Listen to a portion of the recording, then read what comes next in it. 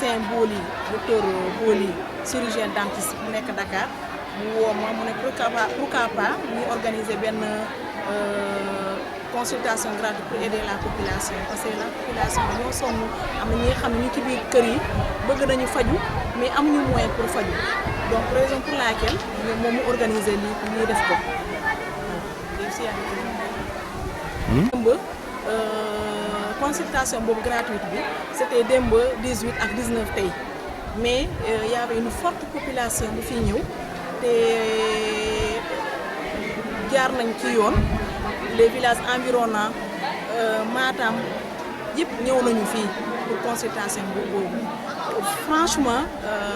bu ñu mënoon am lii chaque année ou bien voilà chaque année 3 fois dans l'année loolu dina doon li nga xam ne lu baax la parce que famille yaa ngi fii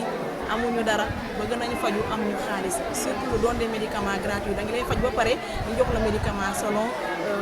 ni sa feebar bi loolu la ñuy loolu moo tax tey suñu toogaay bi fii mbal appel ngay lancé ci population waa Jamel yi nekk France nekk Gabon nekk un peu partout dans l'Europe. Voilà maa ngi lancé aussi benn appel ci ressortissants yi Jamel ñi nekk ci France ñi nekk Europe daal bu fekkee ne mun nañu def dara ci seen poste bi franchement dina doon lu baax la parce que poste bi dafa yàgg toog kenn liggéeyu ci am na lu bëri li nga xam dafa manqué ci biir poste bi donc ñoom état c'est vrai que état mun nañ ko def mais léegi état mënatul def poste bu nekk mu def bu fekkente ne am na appui au niveau ci ressortissants yi loolu tamit day tax état bi gën a sawar ci yenn yi parce que état mënu couvrir lépp donc ñoom lu ñu am pour seen dëkk maa ngi lancé benn appel pour ñu def ko pour seen dëkk bi. lan moo la gën a manqué fii nga xam ne lii vraiment su waa Jamel su ko jëndee ñu indi la ko fii di nga mun a liggéey loo gën a mun a soxla. ci daar. voilà li ma gën a soxla ci daar mooy ambulance parce que damay am léeg-léeg ay malades en pleine nuit nga xam ne war naa ko évacuer sur Matam wala Ourossogui il faut que ma wootee Matam district ñu yónnee ma ambulance léeg-léeg damay woote mu fekk ambulance bi dem évacuation malade bi dina nekk fii te c'est des malades yi nga xam ne c'est des urgences yi nga xam ne war naa ko évacuer dans l'immédiat donc su ma mënee am ambulance dans l'immédiat dina ma arranger trop en dehors de l'ambulance ñun amuñu popinel suñu matériel dañ koy baxal te léegi dañoo dépassé kii stade boobu kenn baxalatul ay matériel bu ñu defee ay soins ba pare dañuy jël matériel di koy dugal ci biir casserole yi di koy baxal donc bu fekkente ne population mun nañu ma jàppale ci popinel yi nga xam mun na stériliser médicaments yi franchement loolu tamit lu baax la pour man waaw te am na matériel yu bëri dafa manqué ci biir poste bi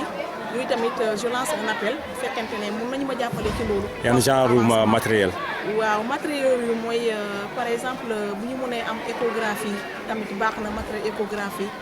baax na labo bi sax matériel yi nga xam ne labo ñu mun a former benn nit wala soit état jàppal ñu kii benn laborantin ñu mun a village environnant parce que y a des villages yi nga xam ne sont très enclavés balaa ñuy dem fii ba Matam dafay doon lu bëri bu fekkee ne Jamel tey disponible na loolu ñoom mun nañu ñëw directement Jamel ñu def si loolu ñu def si voilà. Un mot en français. Voilà, je m'appelle Mariama Badji, Madame Koli, je suis infirmière chef de poste de Jamel.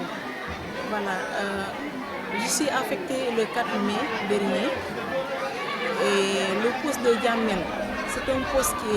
qui était en chantier pendant 2 ans. Il n'y avait pas d'infirmiers. Depuis le départ de l'infirmier qui était là, il n'y avait pas d'infirmiers. Et la population a beaucoup souffert par rapport à ça. Maintenant, vu à cette situation, le médecin du moins, Dr Boli, chirurgien dentiste, a organisé une consultation gratuite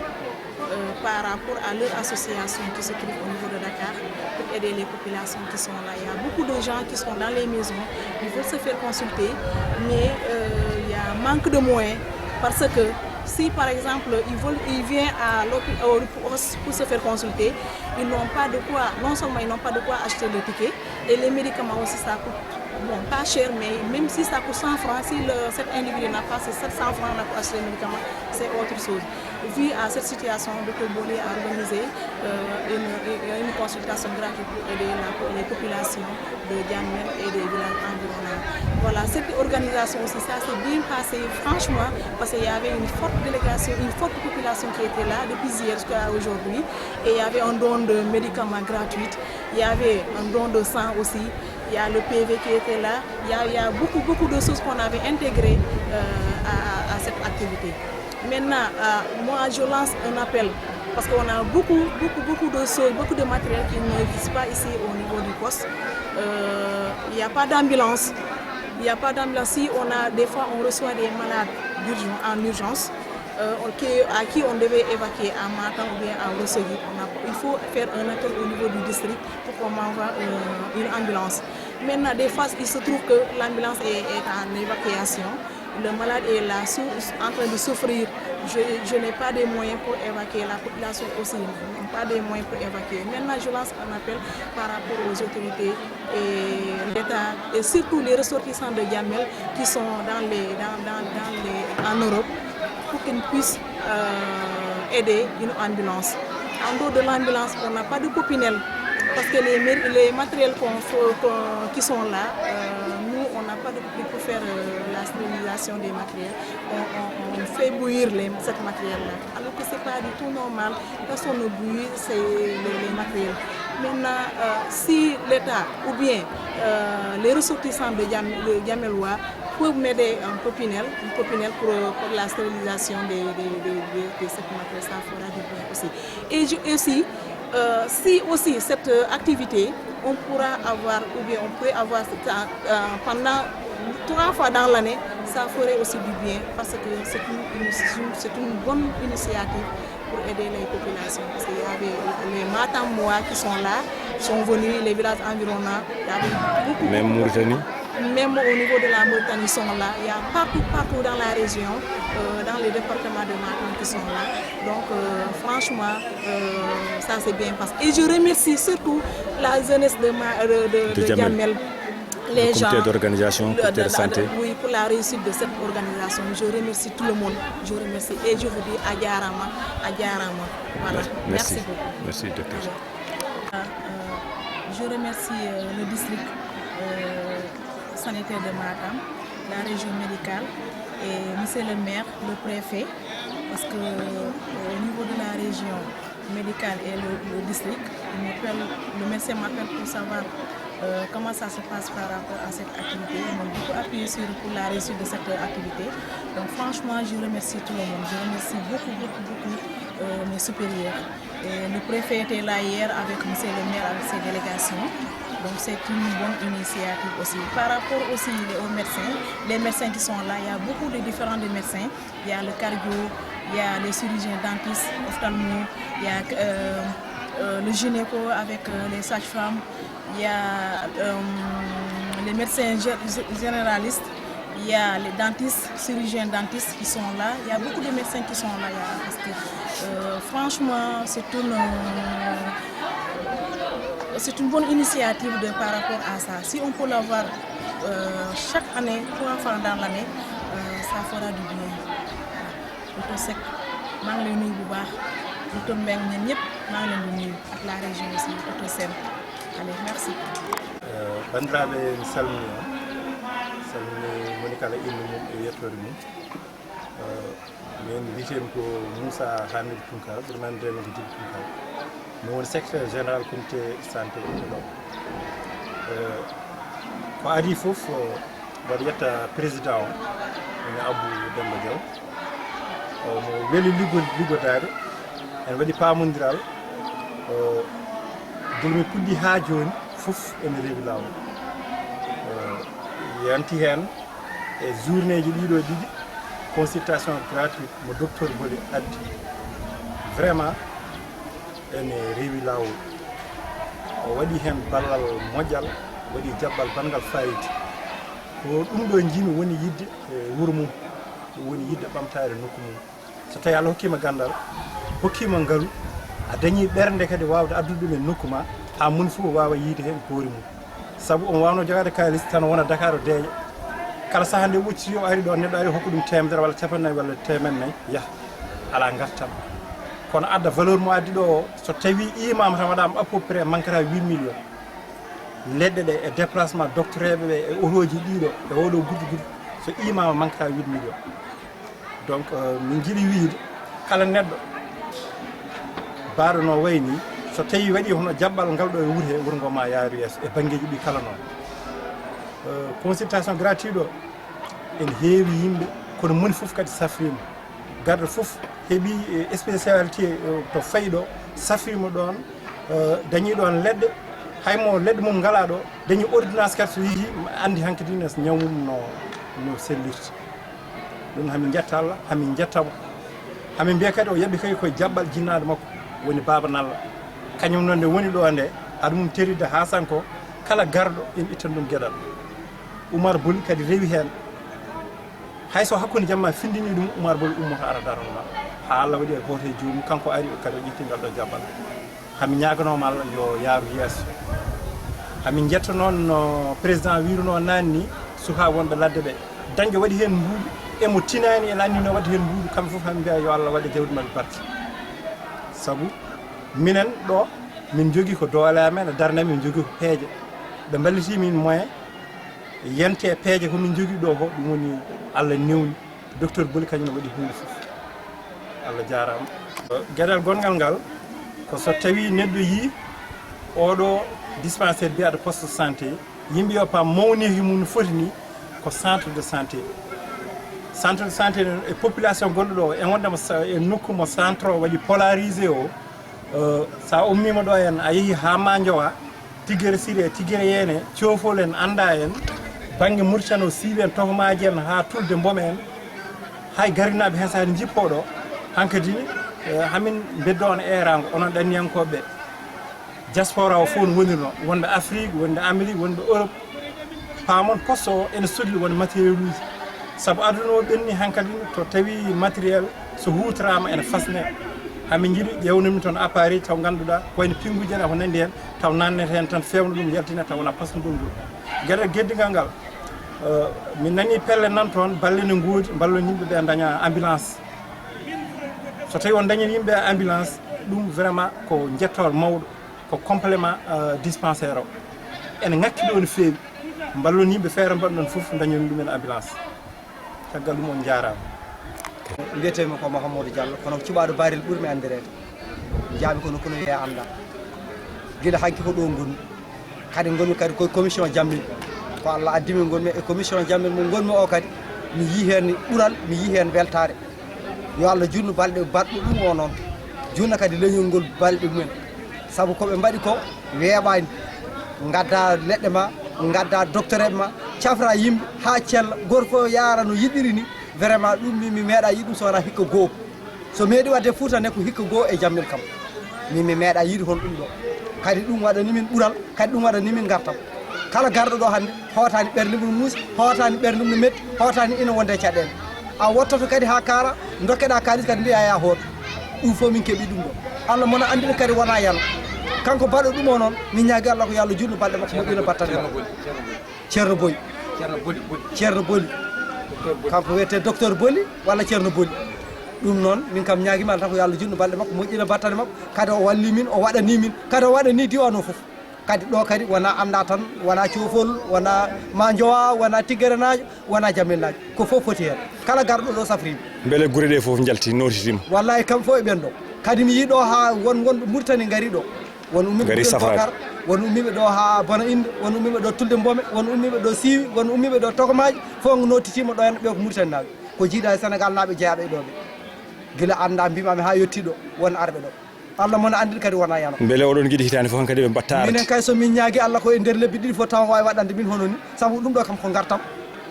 min ñaagui Allah kay ko e nder lebbi ɗiɗi fof o waɗande min hono ni a jarama merci anna jarama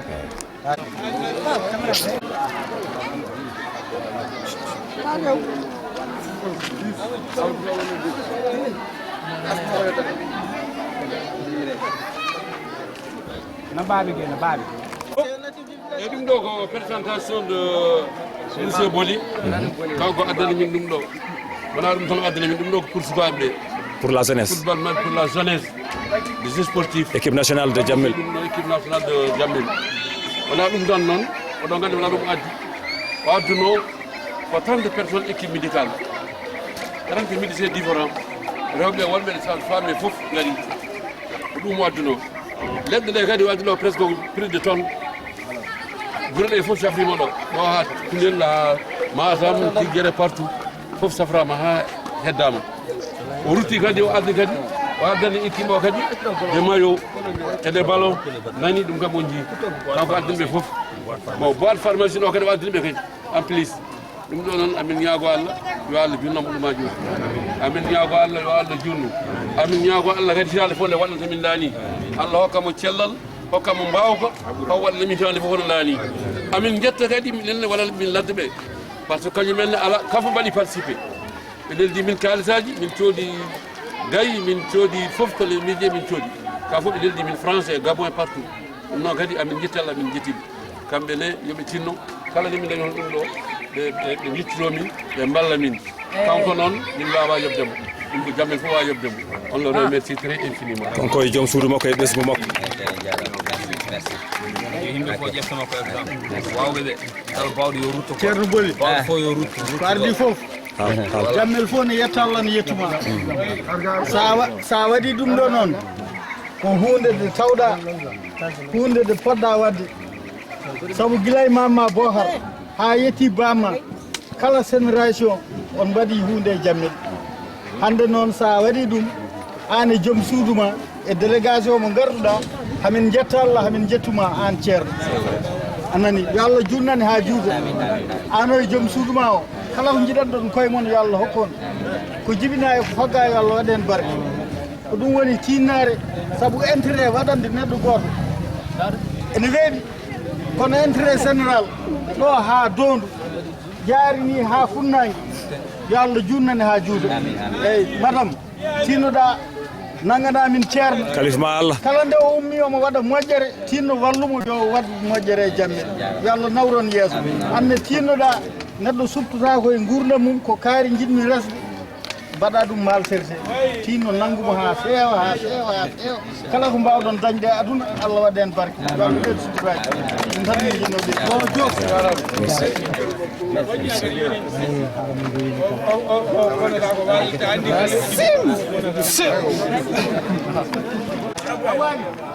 awani jom hujjata moyo naka adama ayna noon nayi bamam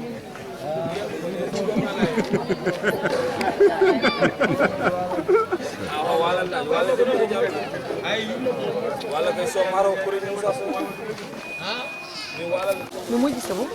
way remise comme woni ne moƴƴi walla ƴetteɓe ɗo c'est important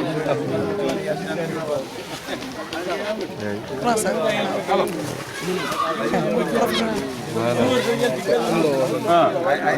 wona guinnamone ma de eyyi galle mabɓe eyyi ha woni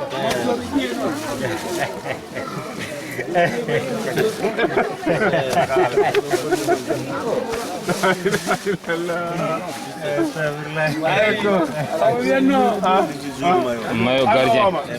o 16 ok pos makko ittir noon kayɗo tan Moussa waddir noon kayɗo ɓurata lelde men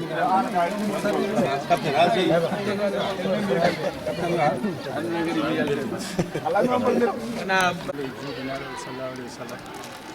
min jetti wuro ngo fof debbo hen e gorko hen suka hen e mawɗo hen hande noon min dari ɗo ko wadde représenté sport